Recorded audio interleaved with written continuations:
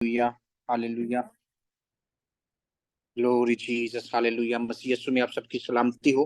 आइए हम सब खुदावंद की हजूरी में झुकते हैं और खुदा से उसका पाक कलाम जो आज हमारी जिंदगियों के लिए है उससे मांगते हैं। आसमानी बाप, तेरा शुक्र, तेरी तारीफ, तेरी तमजीद करते हैं पेरे खुदा। तेरी सारी नेमतों, बरकतों, सलामती के लिए पेरे खुदा, जो तू हमें दे चुका है, दे रहा है और देने वाला है पेरे खुदा। हम तेरा शुक्र करते हैं पेरे खुदा, इस तेरे चुनाव के लिए पेरे खुदा। हालेलुया पेरे खुदा कि तूने कमजोरों को, नातवानों को चुना पेरे खुदा, ताकि जोरावरों को शर्मिंदा करे। तूने नादानों को, बेवकूफों को चुना ताकि अक्लमंदों को रद्द करें पेरे खुदा। हम तेरा शुक्र करते हैं कि तू अपना पाक और मुकद्दस कलाम मिट्टी के बर्तनों में जमा करता है पेरे खुदा। हालेलुया पेरे खुदा, हम अपने आप को पेश करते हैं, मैं अपने आप को पेश करता हूँ, खाली करता हूँ, तेरे सामने उंडेल देता हूँ पेरे खुदा। जैसा तू चाहता है पेरे खुदा वैसा इस्तेमाल कर पेरे खुदा। अपने कलाम की हालेलुया अमीर बातों से मुझे आसूदा कर, ताकि मैं तेरे बेटे और बेटियों से वो बातें शेयर कर सकूं पेरे खुदा। और जो जैसा तू चाहता है पेरे खुदा, आज हमारी हालेलुया तराश खराश कर पेरे खुदा, ताकि हम और ज्यादा फल ला सके। अपने जलाल के लिए, अपनी कुदरत के लिए, अपनी मोहब्बत के लिए हमें इस्तेमाल कर। तेरा शुक्र, तेरी तारीफ, तेरी तमजीद करते हुए तेरे बेटे अपने खुदा मुनज्जिर शाफी यशवल मसीह के नाम से मांगते और पा लेते हैं। आमीन। Hallelujah, praise Lord. खुदा का शुक्र, खुदा की तारीफ और तमजीद करते हैं जो हर रोज हमें खुशी, तसल्ली, तशफ़ी और इत्मीनान बख्शता है, और उसका कलाम हमें हालेलुया तसल्ली बख्शता है। हम खुदा के पाक कलाम में से हालेलुया देखेंगे, ज़बूर में से देखते हैं, पुराने अहदनामा में से हालेलुया ज़बूर 130 में से हालेलुया उसकी तीसरी आयत में लिखा है, आए खुदावंद अगर तू बदकारी को हिसाब में लाए तो है खुदावंद कौन कायम रह सकेगा। पर मगफरत तेरे हाथ में है ताकि लोग तुझसे डरें। हालेलुया। हम यहाँ पर देखते हैं कि जबूर नवीस जो है खुदा का बंदा चुना हुआ, जो खुदा का ममसू है, वो इस बात का इकरार करता है कि अगर खुदा अगर हिसाब किताब करने में आ जाए, वो अपना हिसाब किताब करे, तो हमारी बचत नहीं हो सकती। लेकिन जब हम अपने कल्चर में, अपनी दुनिया में जहां पर हम रहते हैं, जिन लोगों के साथ हम रहते हैं, उनकी तरफ देखते हैं, या अपने लोग भी जो नाम से मसीह कहलाते हैं, हालेलुया, उनकी तरफ भी देखते हैं, तो बहुत सारे लोगों का जो है तकिया जो है, भरोसा जो है, वो अपने आप पर है, अपने मालो दौलत पर है।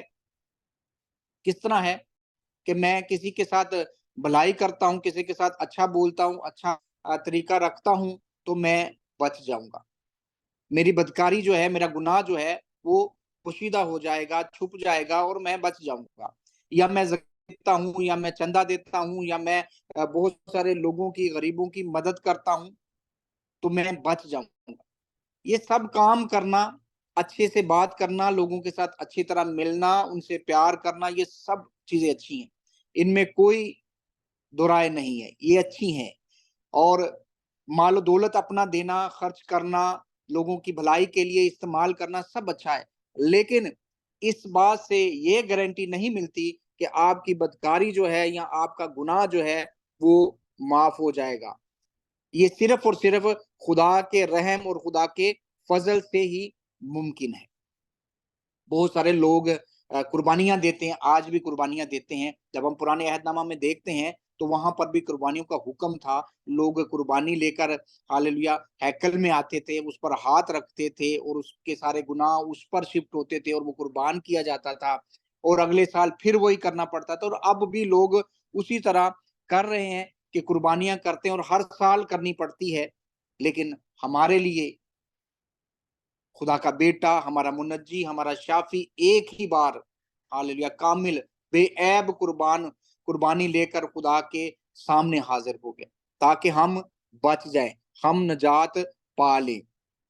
तो खुदा का कलाम हमें ये सिखाता है कि अगर खुदावंद अगर हिसाब करेगा, अगर खुदावंद हमारी बदकारी का हिसाब करे, तो कोई भी कायम नहीं रह सकता। क्योंकि जब हम खुदा के पाक कलाम में से देखते हैं, मत्ती की अंजील में से हम देखते हैं कि एक शख्स जो है 19वें बाब में खुदा यीशु मसीह के पास आता है और उनसे सवाल करता है कि मैं कैसे आसमान की बादशाही में दाखिल हो सकता हूँ, और वो बहुत दौलतमंद शख्स है, और खुदावंद उसे हाल बताते हैं कि क्या करना चाहिए। और जब उसे वो कहते हैं, शरीयत के मुताबिक जब उससे कहते हैं, तो वो कहता है मैं तो बचपन से ही, लड़कपन से ही ये सारे काम करता आया हूँ,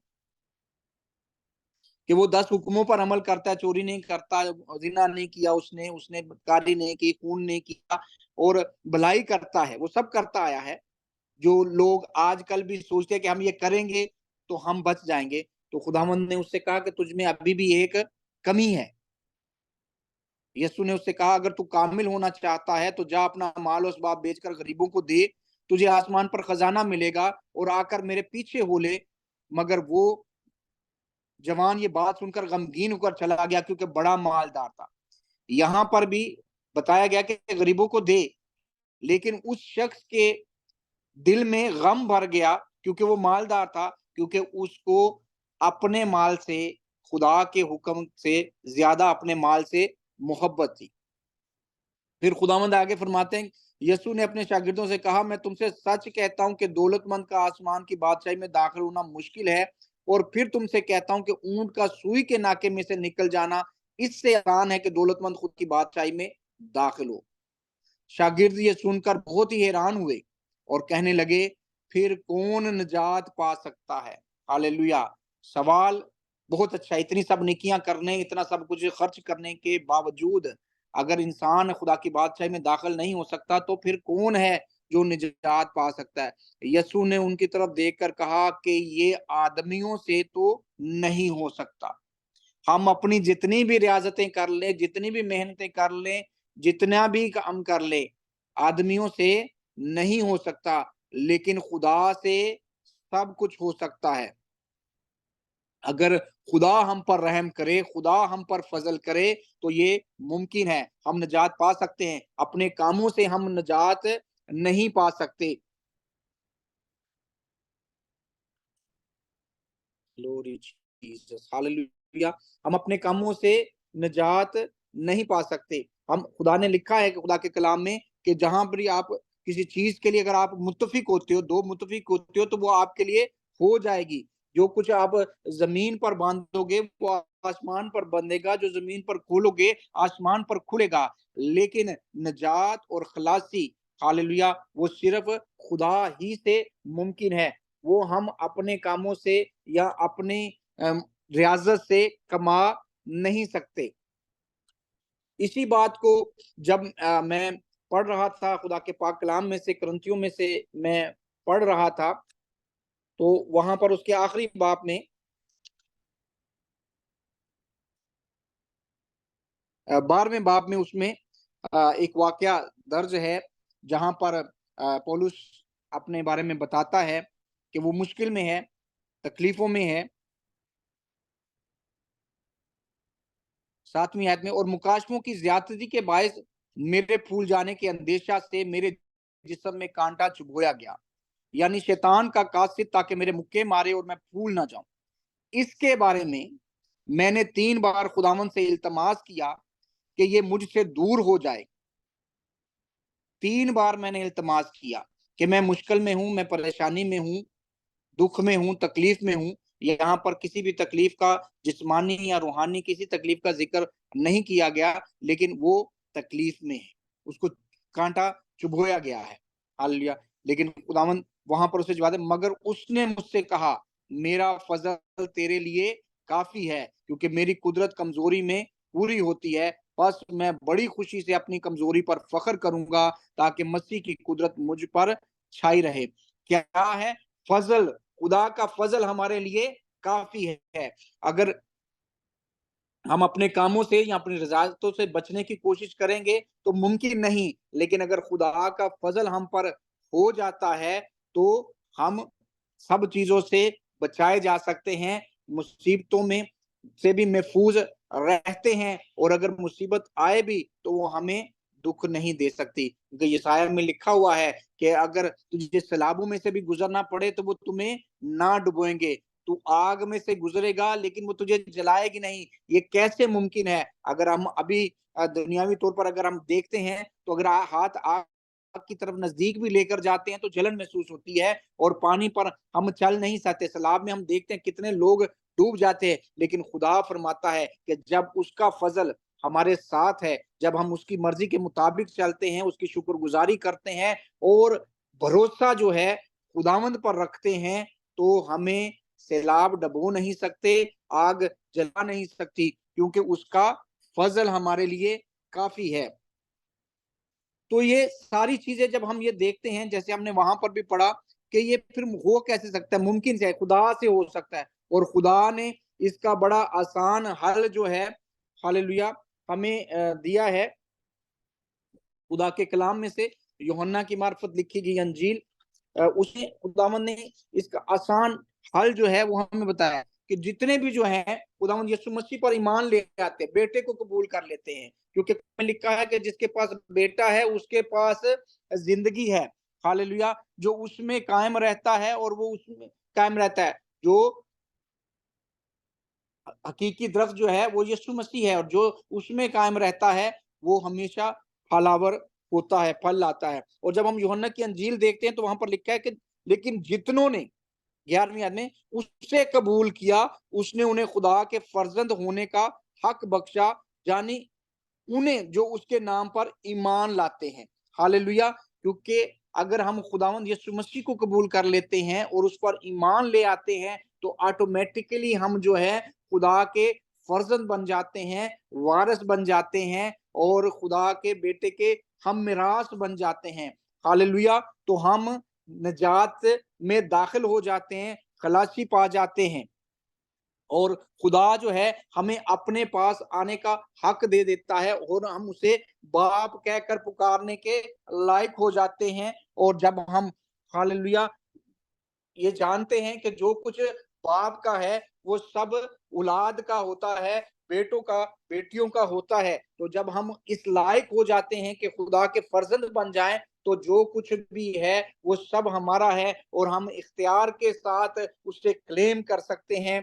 तो हम इस बात पर तकिया करते हैं और भरोसा करते हैं कि हम जो हैं, हमने निजात कमाई नहीं है, हमने किसी रियाज़त से, किसी मेहनत से हमने निजात कमाई नहीं है, बल्कि खुदा के बेटे पर ईमान लाने के वसीला से, तौबा और बपतिस्मा के वसीला से, हालेलुया, हमें निजात मिली है। हम मसीह यीशु में शामिल हो गए हैं, उसके वसीला से हमें निजात और खलासी मिली है। और अब जो ये हम अच्छे काम करते हैं, जो नेकी करते हैं, हदिया देते हैं, चंदा देते हैं, लोगों की मदद करते हैं, भलाई करते हैं, वो सब हम मसीह यीशु में कायम रहने के लिए काम करते हैं, क्योंकि रास्तबाजी जो है वो हमने कमाई नहीं है, रास्तबाजी हमें यीशु पर ईमान लाने के वसीला से मिली है। लेकिन ये सब चीजें जब हम रास्तबाजी में चल लेते हैं तो ये सब काम हम करते हैं।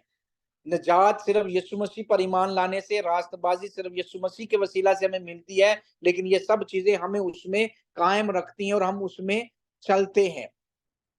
क्योंकि जब हम खुदा को कबूल कर लेते हैं तो हम पहले जैसे नहीं रहते, बल्कि हम नई मखलूक बन जाते हैं, और नई मखलूक जो है उसे नए तौर तरीके से, नए हिसाब से चलना है, जैसे कि कलाम फरमाता है, जैसे कि कलाम के अहकाम है उनके मुताबिक चलना है। इसलिए मेरे अजीजों, हमें आस पड़ोस पर जब हम नजर करते हैं और उनको देखते हैं, और हमें उनकी तरह नहीं बनना, जैसे उनकी सोच है या उनके ख्यालात हैं, जैसे हमारे बहुत सारे अजीज हैं उनके ख्यालात हैं कि जब हम कुछ नए साल पर देग चढ़ा देंगे, बांट देंगे, दुआ करवा देंगे, तो पूरे साल का सिलसिला जो है वो कंप्लीट हो जाएगा।